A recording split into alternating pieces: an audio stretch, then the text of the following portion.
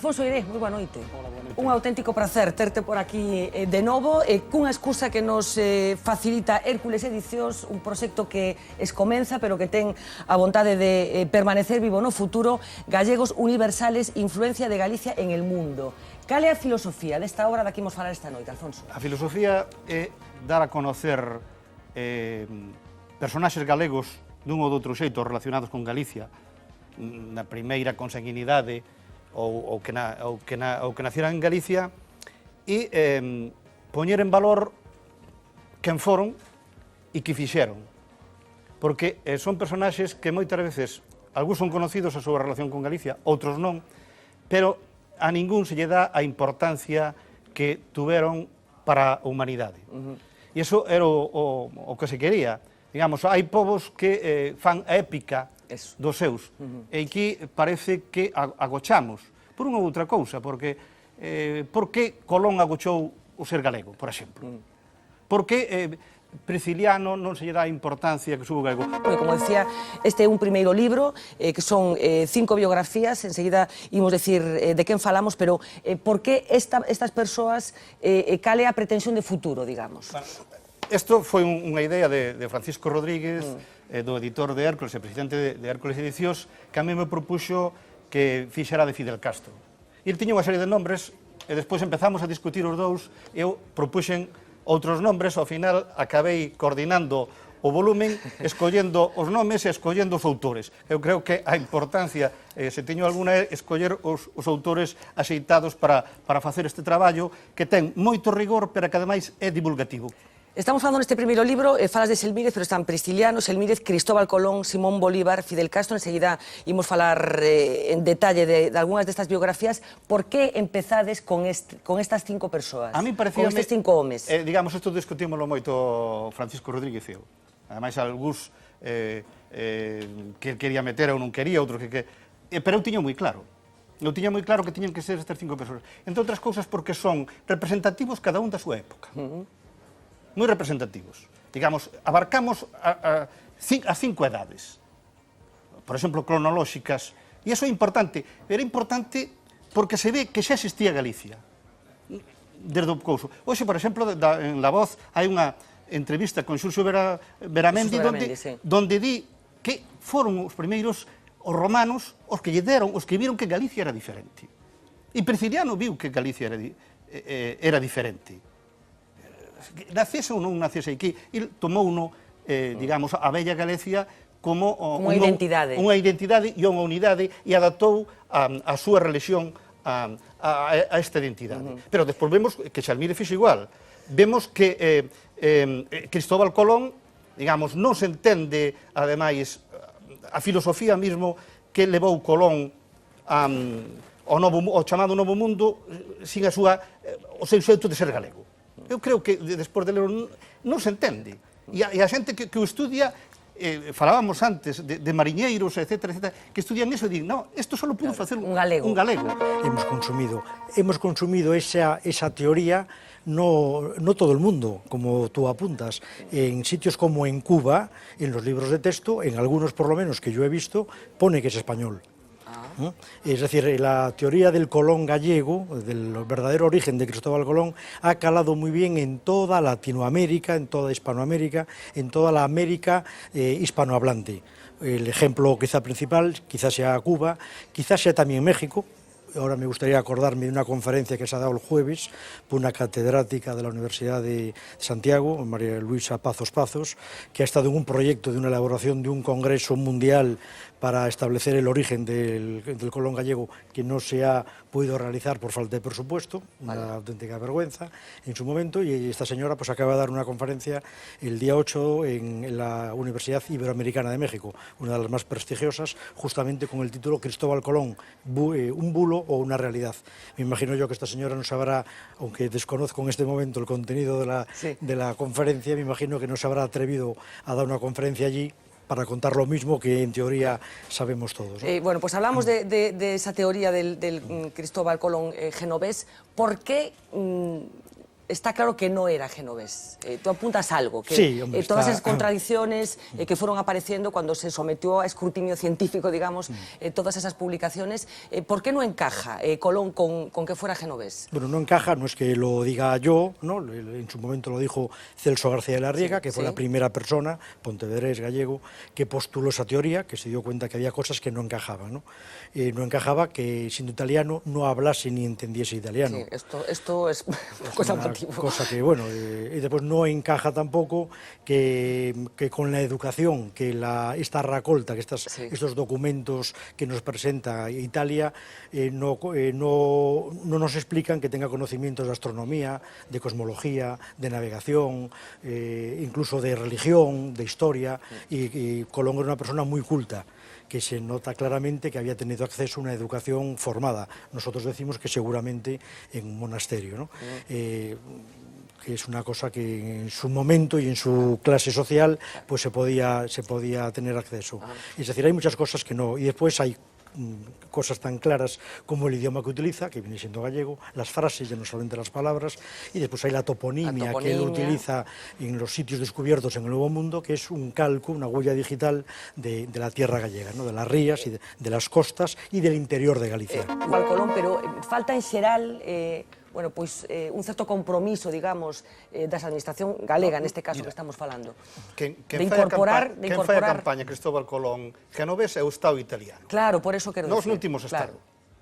Como non timos Estado, digamos, a nós, eu, como director da nosa terra, tocounos facer cousas medias parecidas, pero tocounos en poñer en valor a Cunqueiro, a Blanco Amor, a todo aqueles monográficos que ti ben conoces, onde participou unha serie de xente, toda a serie de historia de Galicia, etcétera, etcétera. Eu teño aquí unha anécdota moi preciosa, non? Cando sacamos a historia de Galicia, eu lle mandei a Fraga, Iribarne, os libros, aqueles 20 libros, non? Me mandou unha carta moi bonita, dándome as gracias. Un día, do Parlamento, dixenlle, presidente, isto tiña que mandarlo a todos os centros galegos. E dixo, non podo ir. E digo eu, pero como non pode? Se usted me dixo que estaba moi ben. E dixo, sí, pero tú que queres, que faga eu nacionalistas? Carai. Claro, digamos, nos encontramos con eso. El lle gustaron, digo que estaba moi ben, teño a carta. Pero o gran problema é este. O gran problema que se dá con estes personaxes. Eu fixen un traballo, por exemplo, sobre Mario Conti, dos medios de comunicación. Mario Conti, cando falan dele en términos positivos, é el banquero español. Cando falan, cando deteñen, cando me da cousa, el é banquero gallego. Bueno, pois, eso sucede cos distintos personaxes. Claro, o que pasa é que, Alfonso, efectivamente non temos Estado, isto non é un Estado, pero temos unha autonomía, unha administración autonómica. Falaba Eduardo das implicacións mesmo económicas. Claro, eu fui moi criticado por meter a Colón. Moi criticado. Porque din, bueno, Cristóbal Colón, bueno, foi un genocida, foi tal. Bueno, no, claro, Cristóbal Colón hai que verlo no seu tempo. Claro. A calquera personaxe hai que verlo no seu tempo. Non se pode descontextualizar e non saber da época que viviu. Claro, hoxe, Xelmírez, non foi un santiño. E, bueno, Xelmírez se cadra, se non fixera o que fixo, Galicia non estaba separada do condado de Portugal, se non foran as liortas con Braga, etc. Pero, claro, non vamos... Os irmandiños e don Pedro de Soutomaior, pois tampouco non foron... Pero, bueno, estes eran nobles. Tú non podes educar a un noble como se forza hoxe un demócrata. Bueno, no caso de Bolívar está claro, quero dicir, hai constancia histórica de que era descendente de galegos. Quen foron os galegos ascendentes de Bolívar que marcharon a Venezuela? Bueno, en primeiro lugar, por casualidade, foi o seu bisavó, que xa tiña un tío, unha tía en Venezuela. E, bueno, o primeiro porque o seu primo non tiña descendencia, marcha Pedro Jaspel de Montenegro, e a partir de aí empeza a arraigame galego-americana de Bolívar ali. Hasta que os seus avós entocan cos Bolívar vascos, non? E neste caso co pai Juan Vicente Bolívar, que precisamente é o que reside aquí 2 anos por un problema de herdanzas que ven requerir para o seu peculio o Pazo de Penarredonda. Estar aquí o pai de Simón Bolívar 2 anos, pero perde o preito na audiencia da Coruña e marcha de volta outra vez a Venezuela. Marcha un pouco enfadado, ademais. Sí, bueno, son xente que tiñan altos cargos porque naquela época residir 2 anos aquí era unha situación complicada, e isto tamén ten moito que ver tamén coa situación de, por exemplo, de Colón. Temos que ter en conta que a colonización de América é un feito iniciado pola Coroa de Castela inmediatamente despois da conquista, da expulsión dos moros, non? Pero iso tamén coincide co tempo coa loita dinástica, non? E con que Galiza apoyase a que perdeu a Beltraneja. E o feito de que a conquista de América fora un feito xurídicamente nada máis que da Coroa de Castela dáballe a potestade de decidir quen ía e quen non ía ás terras. Entre eles, que é unha teoría tamén, agochar a orixe galega de Colón tiña que ver moito con esa perda por parte da nobreza galega e da xerarquía eclesiástica diante da Coroa de Castela de todos eses privilexios, e non é hasta ben entrado o século XVII que hai unha certa liberalidade en que xentes de outros reinos ou de outras provincias de Castela puidesen embarcar para América.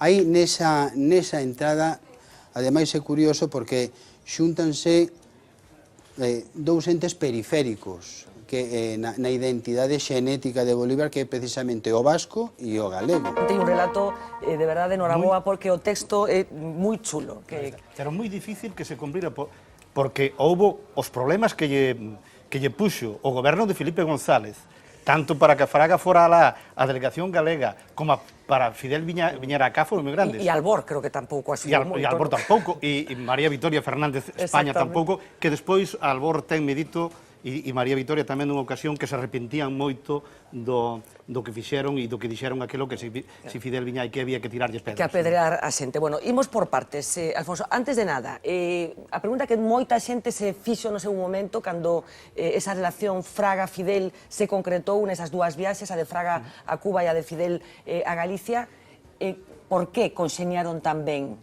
Mira, eu estuve en Cuba moito antes de ir... Sí, despois imos falar desa vez que che dixo xe bueno, non? Sí, e, bueno, a mí me extrañou, creo que o conto do libro, eu, entre outras cousas, iba invitado oficialmente, con 5 directores de periódicos do Estado, non?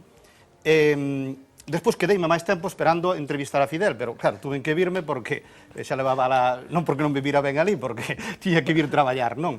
Pero, en do tempo que estuve ali, me pediron que fixera un pequeno informe sobre o turismo en Cuba, e eu anduve por ali con chofer, con guía, e me acompañou bastante tamén a responsable de Cuba Can, e despois dunha reunión que tuven con eles todos para expoñerlles o que eu vía e como estaban as cousas, pois é un momento que eles teimaban en poñerme como exemplo a labor turística de Fraga aquí.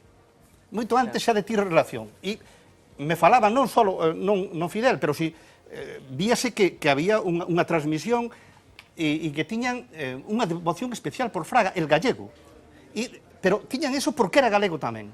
Pero iso estaba por encima do feito de que, bueno, de que, como todos sabemos, Fraga fora ministro de Franco, claro, pero imagínate eu, falando con estes camaradas, cada máis nos nomeábamos de camarada de tal, e dicendo, pero mira que era franquista, ademais dicendo, pero como queredes facer como Torremolinos? pero que isto é o que non se pode facer en turismo, non? Claro. E ele dicía, non, pero que sí, pero que o que fixo el gallego Fraga, non? Eu acordo da discusión con dous ministros, con a responsable de Cubacán e todo eso, e a devoción por Fraga era tremenda, claro.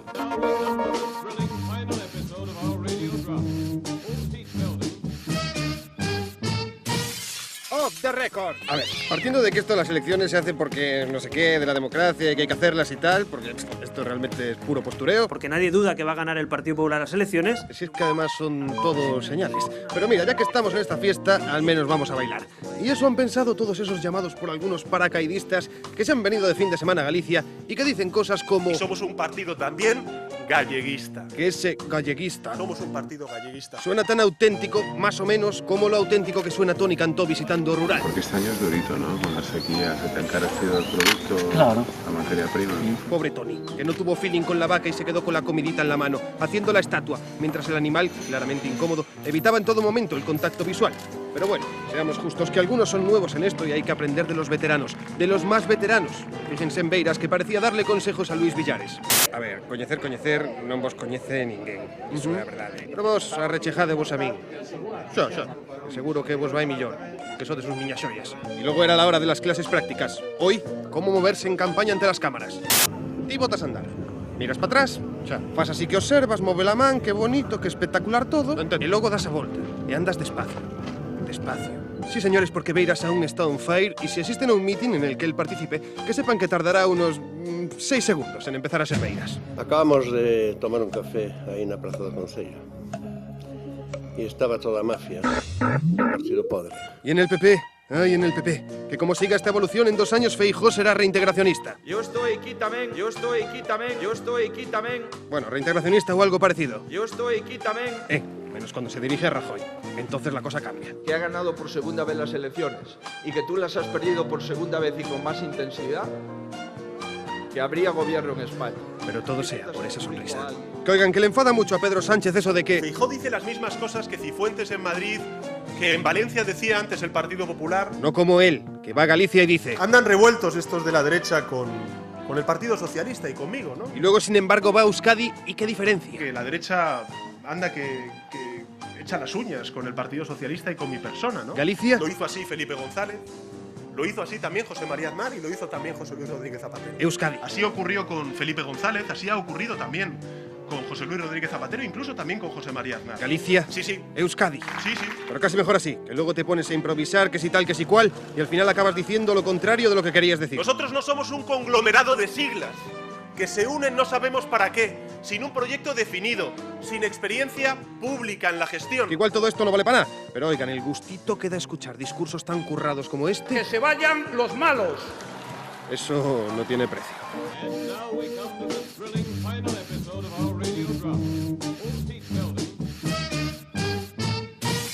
Off the record. Tenemos un magnífico presidente de la Xunta y voy a pedir que voten.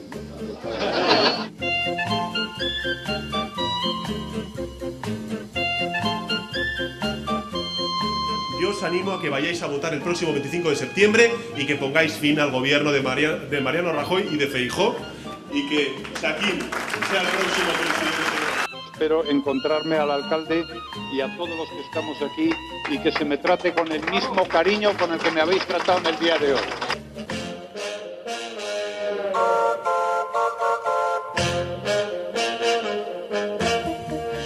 Tuco Cerviño, moi boa noite. Viches o debate, Sí, claro. que che pareceu? Bueno, concordo coas críticas que salen hoxe na prensa, parece un debate encorsetado.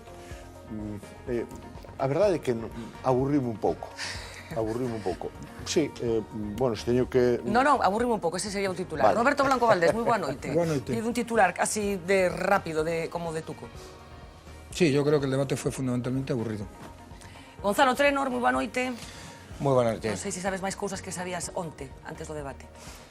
Hombre, sei a dificultade que teñen os que agora están na oposición, a esquerda política deste país, pois para falar dese posible pacto e como van a distribuir pois un goberno, non? No caso de que tiveran a oportunidade de estar aí.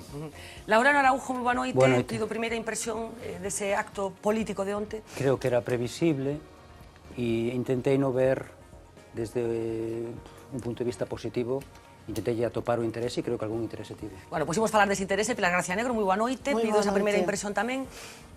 Coido que o debate valeu para que brillase a unha altura recoñecida, eu coido que de forma generalizada, a candidata do Bloque Nacionalista Galego, Ana Pontón, por formas, por estilo e por teor político, por contido político rotundo de todas as súas aseveracións e de todas as súas propostas. Non estou seguro deso. Eu creo que, bueno, descontáronlle 70 nas últimas eleccións ou 60 diputados ao Partido Popular, por eso da corrupción, esencialmente. Creo que eso é o que máis pesou na caída tan bestial de votos do Partido Popular. Sí, bueno, pero polo medio, despois de todo eso, aparece o caso Soria. Sí, claro, eu non creo que estea descontado, eu creo que o caso Soria, e hoxe a aparición de Rita Barberá, o que poda pasar, porque sempre pasan unha cousa cada día ao Partido Popular, eu creo que perxudica claramente o Partido Popular, as súas expectativas electorais. Hasta onde? Pois a verdade é que non o sei.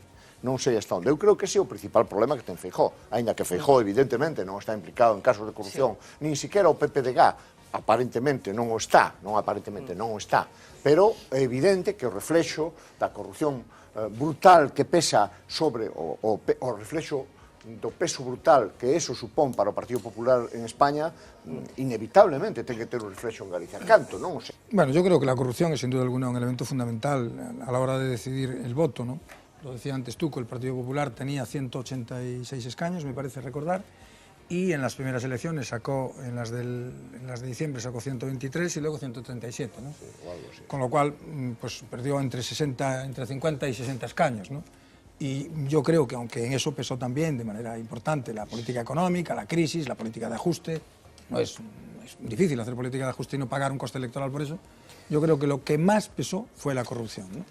No ayuda al Partido Popular para nada, ni que imputen a Rita Barberá, ni el tema de Soria, que yo creo que es una torpeza de un tamaño monumental, ni que Mariano Rajoy se fotografíe con Baltar. Esto es absolutamente obvio. Lo que ocurre es que yo creo que los electores votan en paquete. O sea, los electores no votan, la mayor parte de los electores no votan solo por un tema concreto, hacen un paquete, ¿no? Votan en un paquete. Entonces, hay electores para los que el tema de la corrupción, y yo conozco a alguna gente que votaría al PP, pero que no lo vota por el tema de la corrupción, porque creen que el tema de la corrupción es un tema que les impide, por principios, votar al Partido Popular. Y yo creo que, sin embargo, hay otra gente que lo coloca en el paquete y que, puesto en ese paquete, dice, bueno, yo creo que la política económica, la buena política económica, o los éxitos en política económica, que algunos consideran que los hay, o que otro tipo de temas les llevan a votar. Entonces, si hablamos de la administración autonómica, te digo que creo que precisamente si hay un líder que la gente puede ver como honrado y sobre el que no hay ninguna duda ni ninguna sospecha de haber metido la mano y haberse enriquecido ilícitamente, precisamente ese es Feijóo. ¿Y Baltar? Con lo cual, yo de Baltar no tengo ningún conocimiento de nada de eso. El caso Baltar... No, ya, pero es que, exactamente, pero tú estás poniendo un caso intentando asimilar todas las cuestiones. Baltar tiene un proceso que está judicializado, tendrá que ser la justicia la que dictamine exactamente hasta qué alcance llega y poco más hay que decir en eso. Sí, tienes que decir, Gonzalo, vamos a ver, aunque sea de tu partido, tenéis que saber que sepas decir, lo de Baltar es una vergüenza. Sea o no sea delictivo, es una vergüenza, es decir, es una vergüenza política. Si es delictivo, además, es un delito. Si el juez opina que es un delito, es un delito. Y tú no tienes, o sea, no hay ninguna razón para que un militante de partido, el patriotismo de partido no puede llegar, Gonzalo, a sus extremos. Del PP o del Partido Socialista o del partido que sea, me da igual. Es decir, lo de Baltar es un escándalo. Es un escándalo. Sea o no sea punible. Es posible que el escándalo político además sea punible. Pero aunque no sea punible, es un escándalo. Aunque no sea punible, Gonzalo. Bien, ¿no? ¿Cómo no hay más que decir? Claro que hay que en decir, este caso, que como es una una de las vergüenza. partes pues niega esos hechos, pues entonces yo, como no tengo conocimiento de los hechos y voy a tener que esperar a que haya una interpretación de un juez para saber exactamente cuáles son los hechos, porque lo único que conocemos hasta ahora fueron las filtraciones que hace una de las partes, la que acusa, que no sabemos exactamente si fue editado, si no fue editado o si realmente se ha traspasado eso. Bueno, esa es mi opinión. Mira, ti preguntaste ao comezo do programa que nos parecera o debate, non? E había certa maioría aquí dos que estamos ao redor da mesa en que era aburrido, non? E eu creo que é aburrido porque realmente... Eu discrepo. había eu creo que un debate electoral non é un debate como que podemos ter aquí, non é xente que vai escoitarse unha a outra e incluso a deixarse convencer chegado o momento, non? Sino que o que fan os políticos nun debate electoral é, primeiro, intentar fidelizar o voto co que xa contan e, en segundo lugar, intentar pescar algo de votos entre os indecisos, basicamente iso. E entón, o tema da corrupción, en relación con isto, é un tema que lle pode facer moito dano ao Partido Popular.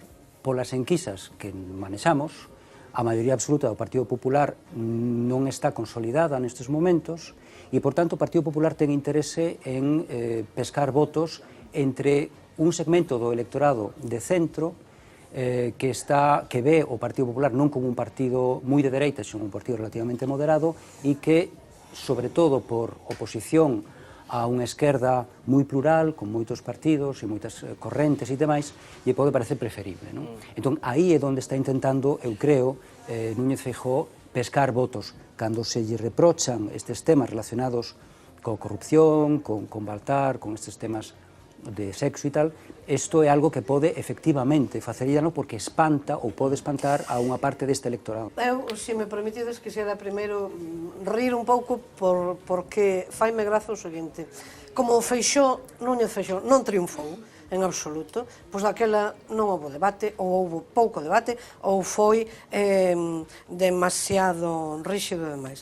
Ben, aí a proba do 9 de que o Bloque Nacionalista Galego, e en concreto a súa representante, a súa candidata, Ana Pontón, ten todas as bazas na mão, cando hai liberdade, mesmo que fose efectivamente encorsetada, ríxido o esquema, todas as bazas na mão para poder facer críticas fundamentadas e documentadas e para ao goberno da Xunta actual, ao goberno tamén en Madrid, naturalmente, ao goberno español, e para defender documentadamente tamén propostas e alternativas, en definitiva, que alimentan e que enchen un proxecto político. E, como xa se dixo onte tamén no debate, debe ser un problema de foniatra, de fonólogo, de algo, pretender dar carnés de vos e malos galegos. Pero que aborrecidos sodes aborridos, de verdade, até a extenuación. Mira, os únicos que dan carné son as comisarías de policía do Ministerio do Interior do Goberno de España. Eu pensei que é verdade que Ana estivo mellor que Villares onte, e pensei que eso te daría polo menos uns minutos de ledicia, que estaríais polo menos de bo humor 24, 48 horas. O problema é que os enfadados de sempre, parece que non aguantáis ni 24, non disfrutades. Digo que sodes aburridos até a extenuación. O que te estou dicindo, Pilar, é que ti acabas de falar absolutamente de todo, de posicionamentos completamente políticos, e ti xa, como sempre, pois mezclas todo e ademais fais acusacións e imputacións moi graves. E se para ti, pois, corrupción é a política sanitaria que se está a facer, pois bueno, pois moi ben. E así enténdese perfectamente, non é privatización. Non é privatización. Entón non fale de privatización o que non é privatización. O sea, cuidado. Ahora resulta que no, esto que lo que sabemos todos, tú lo niegas, Pilar. Ponme ejemplos. Hombre, el secretario, el anterior portavoz del BNG se va harto de una visión del anterior. Claro, la anterior. Y ahora resulta, pero que decir, ¿por qué me y se va y está absolutamente en contra de la dirección actual. Vamos a ver, pero en todo caso, déjame, estoy en el uso de mi turno. No, Pilar, déjame porque estoy en el uso de mi turno, porque si no, solo se habla en la mesa del BNG. Vamos, déjame en el uso de mi turno. Entonces, no, es que si no solo hablamos del BNG, Pilar, hay que tener un poco de humildad, carambas. Vamos a ver, yo creo que son dos partidos rotos junto con una coalición de partidos que además tienen grandes diferencias. ¿Cómo que no? No. Bueno, pues muy bien. Divididos internamente, con una coalición de partidos, con una coalición de partidos que entre ellos mismos tienen grandísimas diferencias, porque en Podemos hay diferencias internas hasta el punto de que una parte de Podemos pide que no se vote a En Marea, etcétera, etcétera. Por tanto, ¿eso es bueno para el país? Yo creo que no. Yo creo que no es bueno para el país. Esto cada uno luego vota lo que le da la gana, como así podemos llegar. Una única reflexión me parece interesante hacer, una doble reflexión, breve. La primera, en general esos gobiernos han tenido mal resultado. ¿Qué quiero decir cuando digo mal resultado? Que han perdido después de hacerse. Se pierde en Galicia, el bipartito pierde en Galicia, el bipartito catalán, el bipartito de las Islas Balear pierden las elecciones, el bipartito del Partido Socialista y del Partido Popular pierden en Euskadi, son distintas fórmulas, con distintas fórmulas. El tripartito catalán pierde las elecciones. PNV y PSOE no perdieron. Sí, bueno, PNV y PSOE no perdieron porque eso no tenía nada que ver. Era el PNV apoyado por el PSOE, esto en una situación radicalmente distinta. Eso, la primera cuestión. Y luego, la segunda cuestión que hay que aclarar. Vamos a ver, Pilar, tú dices, non se fixo un constructo xurídico político. Vamos a ver, vamos a ser serios. Una cosa es que a ti no te guste, y tienes todo el derecho a que no te guste, la autonomía que tiene Galicia. Esto es perfectamente legítimo. Autonomía, sí, autonomía. No, esto a cada uno puede decir, hasta ahí podíamos llegar. Ahora, negar el hecho de que Galicia tiene una profunda autonomía política, comparable a la autonomía de cualquier Estado federal del mundo. ¿Servible para qué? Bueno, servible para hacer... ¿Pero cómo que? Para hacer política. Para hacer la política que no puedes hacer tú porque tienes 5 diputados, claro. O 7 diputados, Pilar. No, la política de quien gana. Porque en democracia hace política quien gana las elecciones y no quien las pierde. Y tú llevas 30 años, con todo derecho del mundo, ofreciéndole a los gallegos tu política y los gallegos llevan 30 años con todo el derecho del mundo rechazándola, diciéndole que no quieren que gobierne el bloque. 30 años, Pilar, no 1, ni 2, ni 3, ni 4, ni una legislatura, ni 2. No, os lleváis presentando las elecciones 30 años y los gallegos han votado al Partido Popular, han votado al Partido Socialista, han votado... Pero no... O voto é unha variable. No, el voto es la variable fundamental en democracia, Pilar. Non é un dogma, é unha variable. No, es la variable fundamental en democracia, por Dios. Non me vas negar como galega o dereito pleno que me asiste a xulgar e a documentar como décadas de autoanemia moi humorística. Incluso equivocarte. Como eu a denomino desde hai moitos anos, de autonomía galega, os froitos son ou ben absolutamente negativos ou ben podo documentalo. Me parece normal, yo sé que a Pilar non lle gusta seguramente, pero a mí parece normal, o sea, o Partido Popular e o Partido Socialista son partidos de ámbito español, non digo estatal, que é unha ridiculez, español, e, por lo tanto, é normal que os seus líderes veñan aquí, normal. Non sei se no caso de Rajoy suma ou non suma, parece que eles opinan que sí. Roberto? Sí, bueno, no, desde el punto de vista, diríamos, de la presencia es absolutamente lógico, son partidos de ámbito estatal y vienen sus líderes estatales. No, yo lo que quería comentar, y eso me parece que es normal, no tiene nada que comentar, es hacer un comentario a cada una de las presencias. Yo creo que la presencia de Rajoy no favorece nada a Feijóo. Si yo fuese Feijóo, desde luego, optaría porque Rajoy venga lo menos posible. De hecho, la campaña de Feijóo está muy... Venga lo menos posible. Esa cartelería con la non están xuntos. Claro, no están juntos. Claro, no, yo creo que a él no le favorece nada. Es decir, la valoración de Feijóo es muchísimo mejor en Galicia que la de Rajoy, incluso en Galicia, que es mucho mejor que la que tiene en el resto de España. Y a pesar de eso es muchísimo mejor, ¿no? Leiceaga a Donald Trump, que tan extemporánea, non? É dicir, non estamos moi afeitos a ver a ninguén comparando a Núñez Feijóo nada menos que con Donald Trump. Es como compararlo con el diablo, es decir, Donald Trump, el diablo... Eso é como unha concesión un pouco a eso, non? Teño sensación de que está intentando como dirixirse a un potencial votante da esquerda que podría estar votando máis ben as mareas que non o Partido Socialista. Pilar, ti compartes, crees que o PSOE, o PSDG se está equivocando na estrategia? Pois non sei, francamente, até que ponto. Eu penso, claro, que a principal equivocación, e ligo coa pregunta a respecto da presenza de Mariano Rajoy e de Pedro Sánchez por aquí, por terras galegas, acerta Tuco plenamente coa súa suposición a respecto do que eu penso, se viñesen como viaxeiros ou como turistas ou como sacrificados peregrinos, pois eu aplaudiría e daríalles a maior hospitalidade do mundo, pero veñen en plan colonial. Pero non únicamente eles. Igualmente Pablo Iglesias, ou Ada Colau, ou Errejón, ou calquera desta, veñen en plan...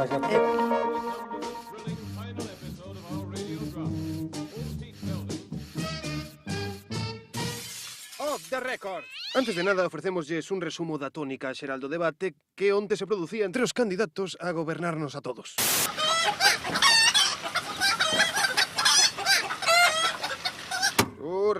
Churras, quietos parados. Porque dende aquí comeza o noso resumo serio, sobre o que deu de si o debate. O primeiro de todo, pero moi importante, era o saúde. Algo aparentemente sinxelo. Hola, boas noites. Moi boa noite. Hola, boa noite. Boas noites. Boas noites. Moi boa noite. Para case todos, claro, porque a cidadá Cristina Losada encontrou aí o primeiro obstáculo. Moi boas noites. Moi boas noites. Moi boas noites. case. Por que é tan difícil? Pero a partir de aí todo sobre rodas, ou así o imaginamos nós. Luis Villares, que non sabemos se estaba lendo Quijote ou poemas galegos, pero andaba pasando follas a mazo. Un sistema de turnos perfectamente ordeado. Luis Villares, as súas propostas. Mi turno, pero... En fin, sí, pero bueno. Quere que faleu? En todo caso, no, tranquilo. Leiceaga flipando. Ana Pontón adicando as miradas máis intensas á cámara, xa máis vistas. Vida laboral e familiar. Villares tratando de imitala, pero que parecía máis ben era que cada vez que remataba o seu turno quedaba sen batería. Falta lle fai a Baltar en Ourense e a vostede como persoa que o respalda. Un debate no que, según quen falase, había un Feijóo bo, o de todo vai, Niquelao. e un Feijóo malo. E era imposible saber cal era o auténtico. Vai a corrixirme tamén esas cifras? No, pero non son... Pode decir calquer cosa, pero non son verdade. Pero non son verdade. Bueno, ala vostede. Pero non son verdade. Claro, vostede o dijo. Mire, Un Leiceaga que seguía flipando. Supoñemos que pola demostración matemática do presidente. Acciones temporales son del 25% y las indefinidas del 76%. Hombre, a ver. Son del 25% y las indefinidas del 76%. Hombre, a ver. Luis Villares, que seguía con problemas de alimentación de corriente, chegaba xustiño ao final de cada argumento. Queremos un goberno que se plante fronte a eses recortes do noso país. Leiceaga, que deixou de flipar e se adicou a pintar non sabemos moi ben que, pero nesta sección temos a vantaxe de que cando non sabemos algo, o inventamos. Esta legislatura fomos quen de nada máis e nada menos conseguir 51.000 afiliados máis a su. Bravo, Xaquín, moi bonito. E aínda nos quedaba a brillante traca final. Para hablar de carteles, el suyo es perfecto. Imagínese que mi cartel es el señor Rajoy, mire, el suyo es el del señor Rivera. Imagínese Porque el nosotros cartel electoral estamos que tiene orgullosos del señor Non Rivera. sabemos se Rivera é tan omnipresente como din, pero eses movementos que a candidata facía de cando en cando fíxonos sospeitar de que en calquera momento puidese colarse no plano o apuntador.